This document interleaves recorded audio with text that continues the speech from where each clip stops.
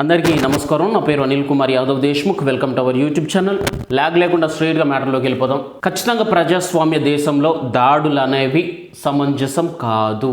డెఫినెట్గా ఏ పార్టీ అయినా ఎవరిపైనైనా ఎవరు దాడులు చేసినా అది తప్పని చెప్పడం నాకు అలవాటు. అయితే దాన్ని తప్పని చెప్పడానికంటే ముందు ఏ ఇన్సిడెంట్ జరిగినా దానికి కొంచెం ముందు వెనకాతల ఆలోచించి ఎందుకు జరిగిందన్న దాని గురించి డిస్కస్ చేయడం నాకున్న అతి ముఖ్యమైన అలవాటు కూడా అదే. అందు గురించి అని చెప్పి నేను ఇప్పుడు ఒకసారి అమరావతి రైతుల దగ్గరికి వెళ్ళడానికి ప్రయత్నం చేసిన అంబటి రాంబాబు, పేర్ని నాని, ఆ పక్కన ఇంకో ఇద్దరు ముగ్గురు ఎవరో రెడ్డి అని ఇంకెవరు ఉన్నారు.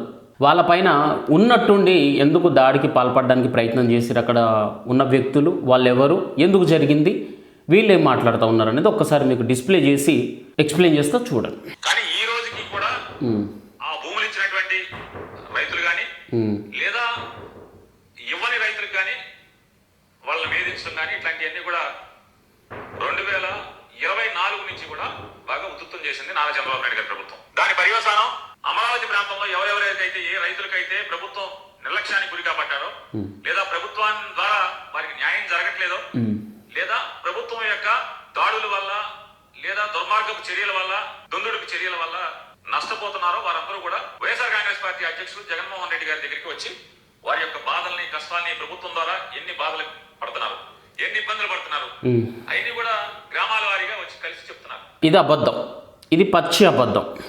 తర్వాత జగన్మోహన్ రెడ్డి గారు ఆ రైతుల యొక్క ఇబ్బందులు, వారి కష్టాలు, లేదా మేము ప్రభుత్వానికి అవసరం లేకపోయినా ఉండవల్లి, పెరుమాక చుట్టుపక్కల ఆ ప్రాంతాల్లో ఒక 4-5 గ్రామాల్లో ప్రభుత్వానికి అవసరం లేకపోయినా ఇది కూడా నోట్ చేసుకోండి. ఈ పాయింట్ కూడా రోడ్డు వరకు మీరు ఇచ్చేసేయండి, రోడ్డు కాకుండా ఉంటే మనం న్యాయ పోరాటం చేద్దామని చెప్పారు. ప్రభుత్వానికి అవసరం లేకుండా భూమి తీసుకోవడం అన్యాయం చెప్పడం జరిగింది.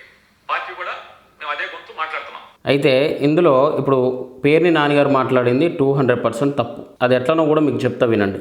అసలు వైసీపీ పార్టీలో వైసీపీ అధికారంలో ఉన్నప్పుడు లేనప్పుడు కూడా కనీసం వాళ్ళ పార్టీలో గెలిచిన మినిస్టర్లకు కూడా జగన్ రెడ్డి గారిని కలవడానికి ఛాన్స్ లేదు, యాక్సెస్ లేదు. ఇప్పుడు ఓడిపోయిన తర్వాత కూడా ఇప్పుడు మాట్లాడే పేరు నాని ఎవరైతే ఈ ఎక్స్ మినిస్టర్ ఉన్నాడో ఆ పక్కనున్న ఇంకో ఎక్స్ మినిస్టర్ అంబటి రాంబాబు కూడా నేరుగా జగన్ రెడ్డిని కలవడానికి యాక్సెస్ వీళ్ళ దగ్గర లేదు. వీళ్ళని అసలు అతని దగ్గరికే రానివ్వడు. అట్లాంటిది అమరావతి నుంచి రైతులు బయలుదేరి వైఎస్ జగన్ దగ్గరికి పోయి అతనికి వీళ్ళు వినతి పత్రాలు అందజేసి అక్కడ రైతుల గోసల గురించి అతనితో మాట్లాడిల్లు అనేది పచ్చబద్ధం.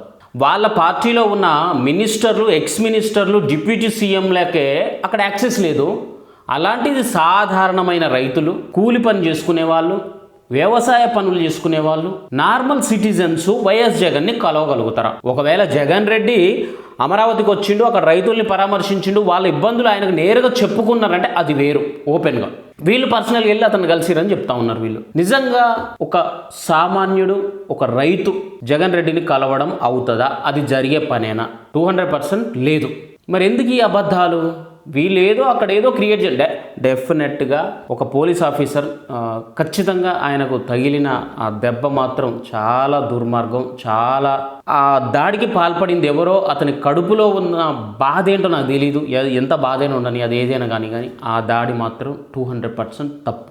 ఆయనకు ఏదో తగిలింది, ఆ ఆఫీసర్ని వెంటనే హాస్పిటల్ తీసుకెళ్తున్నారు. ఆయన బాగుండాలని చెప్పి త్వరగా కోలుకోవాలని నా హార్ట్ఫుల్గా నేను కోరుకుంటున్నాను. కానీ ఈ పేర్ని నాని అనే మనిషి కానీ అంబటి రాంబాబు అనే వ్యక్తి కానీ వీళ్ళు మాట్లాడుతున్నవి పచ్చి అబద్ధాలు. ఇతను ఏమంటున్నాడు? అవసరం ఉన్నా లేకపోయినా అమరావతి నుంచి ఎక్కువ భూమిని ఎవరు మన చంద్రబాబు నాయుడు గారు సేకరించాలని మాట్లాడతారు. అసలు ఈ అదవలకి సన్నాసులకు ఎవరికన్నా ఒక రాజధానిని, ఒక క్యాపిటల్ సిటీని నియర్లీ 5 కోట్ల మంది ఉంటారు ఆంధ్రులు. 5 కోట్ల మంది జనాలకి ఎంత విశాలమైన క్యాపిటల్ సిటీ ఉండాలనేది వీళ్ళకి తెలియదు. ఎన్ని ఎకరాలలో విస్తరించాలన్న సంగతి వీళ్ళకి తెలియదు. సుమారు ఎంత ఉండాలి తెలుసా?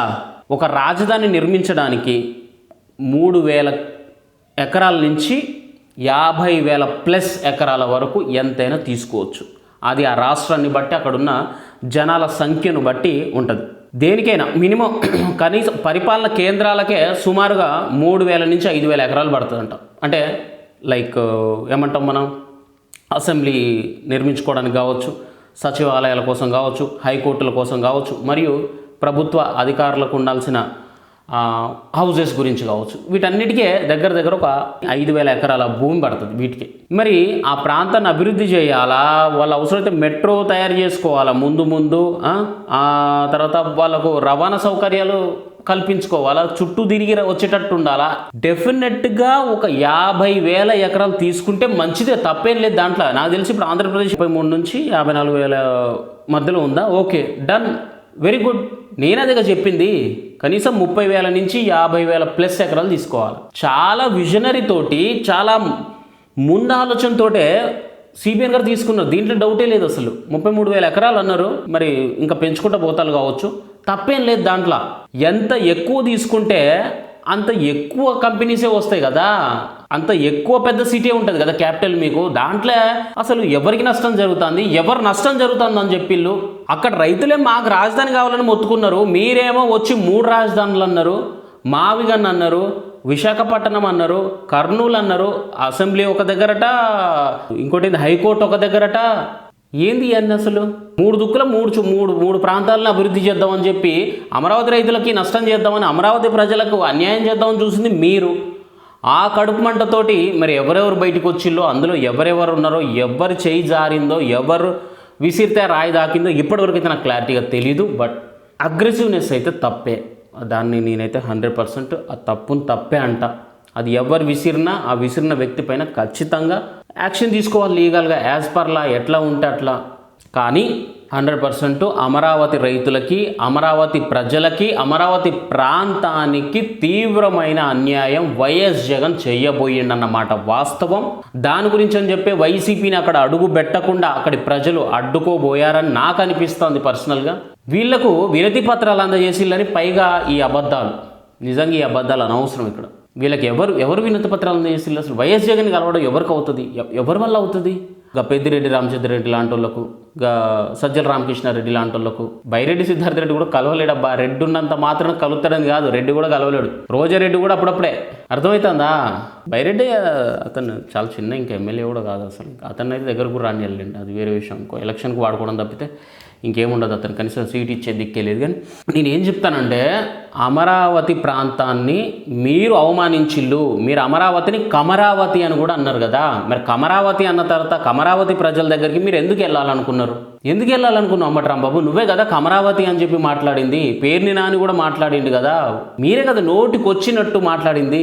రాజధాని రైతులను ఏమన్నారు మీరు? అక్కడున్న లేడీస్ని ఏమన్నారు మీరు? వాళ్ళ మెడలో గొలుసులు ఉంటే కూడా వీళ్ళు అసలు రైతులు వ్యవసాయం చేసుకునేటోళ్ళు ఓ తులం బంగారం చేయించుకోలేరా? ఓ 2 తులాల గొలుసు వేసుకోకూడదా? వాళ్ళ చెవులకు కమ్మలు పెట్టుకోకూడదా? వాళ్ళ కాళ్ళకు పట్టీలు ఉండకూడదా? చేతికి గాజులు ఉండకూడదా? ఏం పూలు పెట్టుకోకూడదా? వాళ్ళు రైతులైతే వాళ్ళు మనుషులే కదరా. ఆడళ్లకు ఏం సోకు ఉంటుందయ్యా? ఆడళ్ళకి ఏం సోకు వాళ్ళది? చేతికి గాజులు, చక్కగా పట్టీలు, కమ్మలు, గొలుసులు. వాళ్ళు రైతులైనా కానీ, బిజినెస్ విమెన్ అయినా కానీ, జాబర్స్ అయినా కానీ, ఏదైనా కానీ వాళ్ళకి సొమ్ముల మీదనే ఆశ ఉంటుంది. దేని మీద ఉంటుంది మరి ఆడవాళ్ళకు? పూలు పెట్టుకుంటారు, చక్కగా కళ్ళ కాటుక పెట్టుకుంటారు, అందం కనపడడానికి ట్రై చేస్తారు ఆడవాళ్ళు, తప్పే ఉంది దాంట్లో. రైతులైతే మాసిపోయిన బట్టలు, చినిగిపోయిన జాకెట్లు, పొడవబడ్డ చీరలు కట్టుకొని ఎట్లా రావాలి? మొత్తం చెమట కంపుతోటి, అసలు నెత్తి దూకోకుండా చింపిరి జుట్టుతోటి, కళ్ళ నిండా ఊసులతోటి, తర్వాత చెవులకు మొండి చెవులు వేసుకొని, మెడ వేసుకొని రావాలన్నా ఏంది నాకు అర్థం కావట్లేదు. నిండైన వస్త్రాలు, నిండైన ఆభరణాలు వాళ్ళ దగ్గర ఉంటే ధరించకూడదా? మెల్లో వేసుకోకూడదా? అట్లాంటి ఆడళ్ళను కూడా మీరు అవమానపరిచిల్లు కదా. మరి ఆ కడుపు మంటతోటి ఇట్లాంటి ఆపడం ఓకే, కానీ మరి రాళ్ళ దాడులు అనేది నాకు అది కరెక్ట్ కాదు. బట్ ఆపడానికి ట్రై చేస్తుంటే శాంతియుతంగా ఆపుంటే బాగుండు, కానీ ఏదో పొరపాటు అయితే జరిగింది. బట్ నేనేమంటానంటే ఫైనల్లీ మీరు అమరావతికి ద్రోహులే. మీరు ఆంధ్రప్రదేశ్ అభివృద్ధికి మాత్రం వైసీపీ ద్రోహం చేసింది. 5 ఏళ్ల పాటు అమరావతిని కనుక డెవలప్మెంట్ చేస్తుంటే, అమరావతిని కనుక రాజధానిగా మీరు నిర్మించడానికి ప్రయత్నం చేస్తుంటే చాలా చక్కగా ఉండేది. కానీ ఈ 5 ఏళ్ళు దాని పక్క, ఓ పక్క విశాఖపట్నం, ఇంకో పక్క ఏంది మనది కర్నూలుని, ఇంకో పక్క ఇది అమరావతి అని చెప్పి 3 ప్రాంతాల అభివృద్ధి అని చెప్పి అసలు ఏ ప్రాంతానికి ఏది లేకుండా చేసి ఆగం చేస్తారు. మరి ఇప్పుడు వచ్చి వాళ్ళ పని వాళ్ళు చేసుకుంటూ అభివృద్ధి చేస్తుంటే మళ్ళీ అక్కడికి వచ్చి రాజకీయం మొదలు పెట్టబోతే ఎవరైనా అందరి ఎమోషన్ ఒకేలా ఉండదు. బట్ ఆ ఎమోషన్ తగ్గించుకోవాలి, చాలా తగ్గించుకోవాలి. ఏదున్నా శాంతియుతంగానే పోవాలి మనం, కానీ దాడులు అనేవి కరెక్ట్ కాదు. కానీ వైసీపీ మాత్రం ఖచ్చితంగా అమరావతికి శత్రువులే, ద్రోహం చేసిన వాళ్ళే. ఇది థ్యాంక్ యూ జై హింద్.